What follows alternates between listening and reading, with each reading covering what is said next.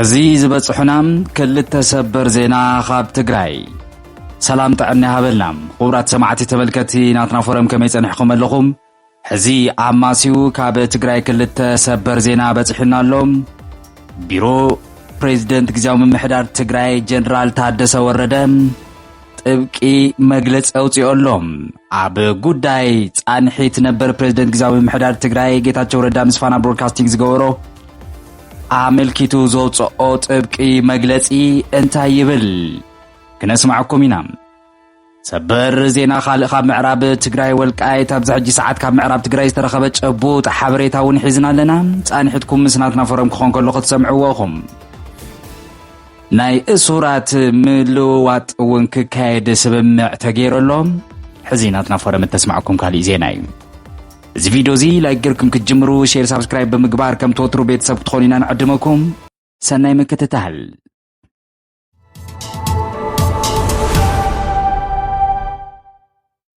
ቅድሚ ደቃይቕ ዝወፀም መግለጺ ቢሮ ግዝያዊ ምምሕዳር ትግራይ ፕሬዝዳንት ጀነራል ታደሰ ወረደ ወዲ ወረደ ውስናት አካላት ንምርካብን ቂም ንምውራድን ተባሂሉ ብሔራዊ ረብሓ ትግራይ ዝጎድእ ምንቅስቃስ ምግባር ሓላፍነት ዝጎደሎ ተግባር እዩ ኣብ ዝሓለፈ ሰሙን ነበር ፕሬዝዳንት ግዝያዊ ምምሕዳር ትግራይ ኣይተ ጌታቸው ረዳ ኣብ ፋና ቀሪቦም ኣብ ዝሃብዎ መግለጺ ተሓታትነት ልዕልና ሕጊ ንምርግጋጽ ዝዓለመ ዘይኮነስ ዝፈረሰ ይፍረስ ብዘስምዕ ታሪኽ ቃልሲ ህዝቢ ትግራይ ብዘጉድፍ መጻኢ ዕድል ትግራይ ኣብ ሓደጋ ብዘእቱ ኣብ ውልቀ ሰባትን ጉጅለ ትካልን ዘነጻጸረ መጥቃዕትን ሕነ ምፍዳይን ማእኸል ዝገበረ ፖለቲካውያን ቅዶ ዝመርሖ ምዃኖም ተዓዚብና ኢና ኣይተ ጌታቸው ኣብ ናይ ስልጣን ጻንሒቶም ዝተረኣዩ ውድቀታት ሙሉእ ብሙሉእ ናብ ካልእ ኣካል ብምስባብ ከሳሲ ኮይኖም ከም ዝቐነዩ እውን ተራእዮም እዮም እዚ ዘርአይዎ ተግባር ሓድሽ ወለዶ ናብ መሪሕነት መጺኡ ኢሉ ተስፋ ገይሩ ዝደገፎም መንእሰይ ትግራዋይ እውን ዘሕፈረ ተግባር ኣብ ልዕሊ ምዃኖም ፍትሕን ተሓታትነትን እውን ናብ ናይ ሚድያ ፕሮፓጋንዳ ዘውረደ ሓላፍነት ዝጎደሎ ተግባር ኣሎ ኣብዚ ብተወሳኺ ኣይተ ጌታቸው ካብ ኣብ መወዳእታ ጫፍ ዘሎ መራሒ ብፕሬዝደንትነቶም ጥራሕ ክውስንሉ ኣብ ኢዶም ካብ ዝኣተው ጥቃ ሓደ ዓመት ዝገበረ ንማንም ኮፒ ዘይተገበረ ብዙሕ ጻዕሪ ዝተገበረሉ ዝተወደአ ናይ ምጽራይ ውጽኢት ብፍላይ ከዓ ዘይሕጋዊ ዝውውር ሰብ ውዱእ ሰነድ ኣብ ክንዲ ብእዋኑ ናብ ፍትሕን ተሓታትነትን ምስጋር ኣብ ማሕበራዊ ሚድያ ክዝርጋሕ ገይሮም ኣለዎም እዚ ሓላፍነት ዝጎደሎ ተግባር እዚ ክትቀወም ዝደልዩ ውልቀ ሰባት ጥራሕ ዕላማ ዝገበረ እንተይኮነስ ፍትሕን ተሓታትነትን ንምርግጋጽ ዝግበር ምንቅስቃስ ዝጎድእ ኣብ መስርሕ ምጽራይ ተሳትፎ ንዝነበሮም ውልቀ ሰባት እውን ከምኡውን ቤተሰቦም ኣብ ሓደጋ ዘእቱ ካብ ነበር ፕሬዝዳንት ጥራሕ እንተይኮነስ ካብ ንቡርን ነውርን ዝፈልጥ ማሕበረሰብ ዝነብር ዝኾነ ዓይነት ሰብ ትጽቢት ዘይግበር ካብ ሰብነቱ እውን ዘውርድ ናይ ነውሪ ተግባር እዩ እዚ ከምዚ ዝመሰለ ድሕረይ ዳንዴር ኣይብ ቆል ዝዓይነቱ ተግባር ፕሬዝዳንት ግዝያዊ ምምሕዳር ትግራይ ብምዃኖም ጥራሕ ክፈልጥዎም ዝኽኣሉን ከም ብሔራዊ ጉዳያት ትግራይ ተገይሮም ክሳብ መወዳእታ ክዕቀቡ ዝግብኦም እምበር ንትግራይን ህዝባን ዘስዕብዎ ጉድኣት ብዘየገድስ ናብ ርኹስ ዕዳጋ ከወርዶም ወሲኖም ብቁርፀኝነት ዝተግብርዎን በዚ ክቕጽሉ ከም ዝኽእሉን ዝግምት ኮይኑ እዚ ዝወረደ ሓላፍነት ዝጎደሎ ተግባር ሕጋውን ሞራላውን ቁመና ዝሰሓተ መንነቶም ዘርኤ ተግባር ኮይኑ ተመዝጊበሎም ትግራይ ክትሰግር እያ ቤት ጽሕፈት ፕሬዝዳንት ግዝያዊ ምምሕዳር ትግራይ ግንቦት 9 2017 ዓመተ ምህረት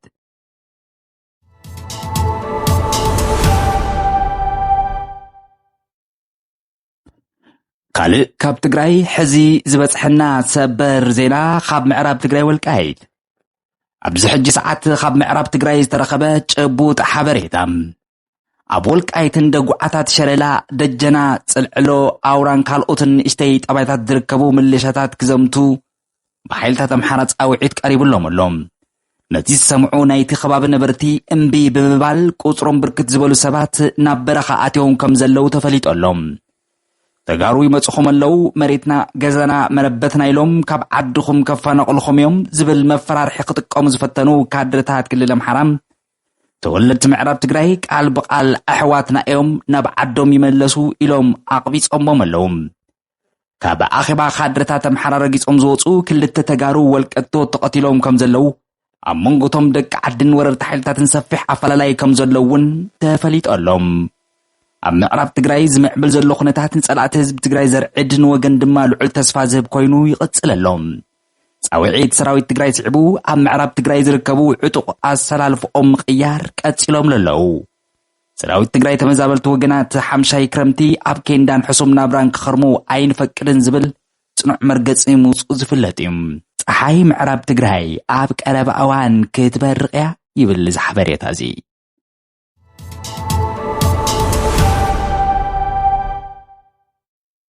ድሕሪ 3 ዓመት ገጽ ንገጽ ዝተራኸባ ዩክሬን ሩስያን ምሩኻት ኩናት ክለዋወጣ ተስማዕሚዐን ኣለዋ። ድሕሪ 1945 ኣብ ኣውሮጳ ተዝኸፍአ ኩናት ዘካይዳ ዘለዋ ሃገራት ሩስያን ዩክሬንን ትማልእ ዓርቢ ክቀራርበን ዝኽእል ንኡስ ስጉም ተወሲደን ኣለዋ። ልኡኻት ዩክሬን ሩስያን ድሕሪ መጋቢት 2022 ንፈለማ እዋን ገጽ ንገጽ ተራኺቦም እቲ ኣኼባ ኣብ ገምገም ባሕሪ ቦስፎሮስ ኣብ ኢስታንቡል ኣብ ዘመነ ኦቶማን ዝነበረ ቤተ መንግስቲ ነይሩ። ካብ ቱርክን ኣሜሪካን ዝመጽእ ጽቕጥን ምትብባዕን ነተን ተተፋንነን ዝርከባ ጎረባብቲ ሃገራት ናብዚ ደረጃ ክበጽሓም ከም ዝሓገዘ እውን ይንገረሎም። ኣብ መንጎቶም ልኡኻት ተደራደርቲ ናይ ኢድ ሰላምታ ዘይነበረ ኮይኑ ፍርቂ ካብቶም ልኡኽ ዩክሬን ድማ ሃገሮም ኣብ ትሕቲ መጥቃዕቲ ከም ዘላ ንምዝኽኻር ዝዓለመ ወታደራዊ ክዳን ተኸዲኖም እዮም መጺኦም። እቲ ክፍሊ ብባንዴራታት ዩክሬን፣ ቱርኪን ሩስያን ከምኡ እውን ብዕምባባታት ወቂቡ ተራእዩ። ሚኒስትር ጉዳያት ወጻኢ ቱርኪ ሃካን ፊዳን ነቶም ልኡኻት ኣብ ዝሃቦ መግለጺ ልኡኻት ዩክሬን ሩስያን ቃራና መንገዲ ይጽበዮም ከም ዘሎ ብምጥቃስ እቲ ሓደ ናብ ሰላም ዝወስድ መንገዲ እቲ ካልኣይ ድማ ናብ ዝያዳ ሞትን ዕንወትን ዝወስድ መንገዲ ከም ዝኾነ እዮም ተዛሪቦም። እቲ ዝርርብ 2 ሰዓት ኣብ ዘይመልእ ግዜ ዝተዛዘመ ኮይኑ ነዊሕ ከይጸንሐ ርእሱ ምውጣጥ እውን ተፈጢሩ እዩ። ሩስያ ሓዲስን ዘይቅቡልን ጠለባት ከም ዘቕረበት ሓደ በዓል ስልጣን ዩክሬን ድማ ገሊጹ ኣሎ። እቲ ተዋጢጦም ጉዳይ ዩክሬን ካብ ሰፊሕ ክፋል ናይ ገዛእ ርእሳ ግዝኣት ሰራዊት ክትስሕብ ዘጠቓለለ ምዃኑ እዚ ድማ ተኹሲ ደው ንምባል ከም ቅድመ ኩነት ቀሪቡሎም።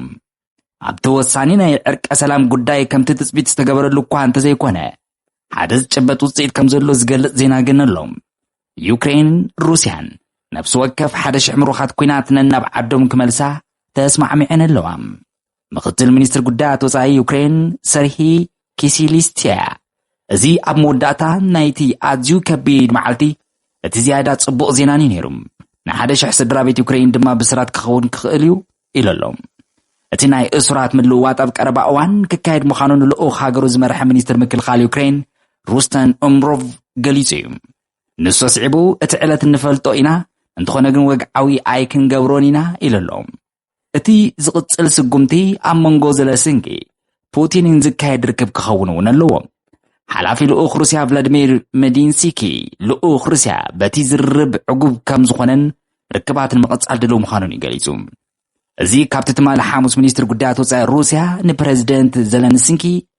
ቀልደኛን ተሰዓርን ኢሉ ኣባጭለይ ዝነበረ መድረ ዝሓሸ መንፈስ ተፈጢሩሎም ከም ዘሎ ዘመላኽት እዩ። እንተኾነም ስጋት እውን ኣሎ። ምክንያቱ ድማ ኣብ መንጎ ዩክሬንን ገለ መሻርክታን ሩስያን ነቲ ዘተ ትደፋፈአሉ ዘላ ግዜ ንምዕዳግ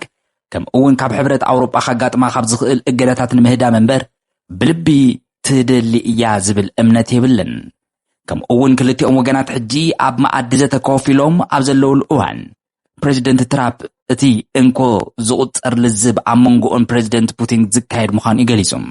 ንሱ ብቅድሚ ትማሊ ሐሙስ ኣብ ኤርፎርስ ዋን ኮይኑ ኣብ ዝሃቦ መግለጺ ኣነን ፑቲንን ክሳዕ እንራኸብ ዝኾነ ነገር ኣይክፍጠርን ኢሉ ኣሎ። እቲ ኣኼባ መዓስ ከም ዝኸውን ንጹር ኣይኮነን። ወኣብ ቃል መንግስቲ ሩስያ ዲሚትሪ ፔስኮቭ ላዕለዋይ ደረጃ ዝርብ ከም ዝደሊ ብምጥቃስ ዋዕላ ንምድላው ግን ግዜ ክወስድ ምዃኑ ተሰሚሩሉ ኣሎ። ክቡራት ሰማዕቲ ተመልከትና ናፈረም ንሕዚ ዝሓዝናዮም እዋናዊ ሓፀርቲ ዜናታትና እዞም ሰማዕኹሞም መስሉ ነይሮም። ኣብ ሕድሕድ ዜናታትና ዘለኩም ርእይቶ እውን ጸሓፉልና። መሪፅና ብኻልእ ሓዲስ ዜና ክሳብ ንራኸብ ክሳብ ሻቡ ሰላም።